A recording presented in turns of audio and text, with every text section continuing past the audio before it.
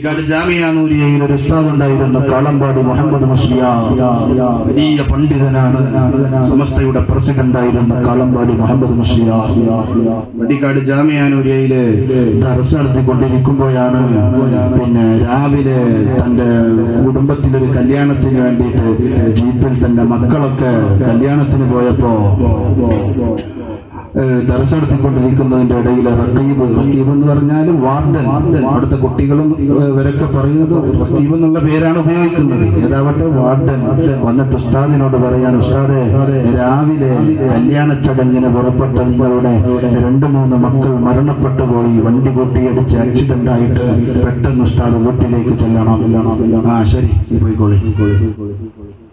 കുറച്ചു കഴിഞ്ഞപ്പോ വീണ്ടും വാർഡൻ വന്നിട്ട് പറയാണ്, ഉസ്താദെ ഓഫീസിലേക്ക് ഫോൺ കോൾ വന്നുകൊണ്ടിരിക്കുകയാണ്, പെട്ടെന്ന് ചെല്ലാൻ പറഞ്ഞിട്ടുണ്ട്. ആ ശരി, പോയിക്കോളി. അവസാനം നിവൃത്തിയില്ലാതെ 3-ാം വട്ടവും വന്നിട്ട് പറഞ്ഞു, ഉസ്താദെ വീട്ടിൽ നിന്ന് വല്ലാതെ വിളിക്കുന്നുണ്ട്, നിങ്ങൾ വന്നിട്ട് മയ്യത്തെടുക്കൂ എന്നാ പറയുന്നത്, കാത്തു നിൽക്കുന്നുണ്ട്, ഉസ്താദെ വേഗം ചെല്ലണം. പറഞ്ഞടാ അവിടെ നിൽക്കുന്നേ, ഞാൻ ഏത് കിതാബിന്റെ മുമ്പിലാണ് നിൽക്കുന്നതെന്ന് എനിക്കറിയോ? അസഹുൽ കുതുബി ബഅദ കിതാബില്ലാഹി സ്വഹീഹുൽ ബുഖാരി. എടാ, ഖുർആൻ കഴിഞ്ഞാൽ പിന്നെ ഏറ്റവും പ്രമാണയോഗ്യമായ ഗ്രന്ഥം അത് സ്വഹീഹുൽ ബുഖാരിയാ.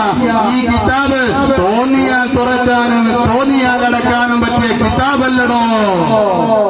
ഇജ്ലാലൻ ഹദീസ് റസൂലില്ലാഹ്, റസൂലുള്ളാഹിന്റെ ഹദീസിനോടുള്ള ആദരവാണ്. അപ്പോ മഹാന്മാരായ പണ്ഡിതന്മാരൊക്കെ അല്ലാഹുവിന്റെ റസൂലിനെ ആദരിച്ചു, ബഹുമാനിച്ചു. അതിൽ അവർ ബറക്കത്ത് കണ്ടവരാ.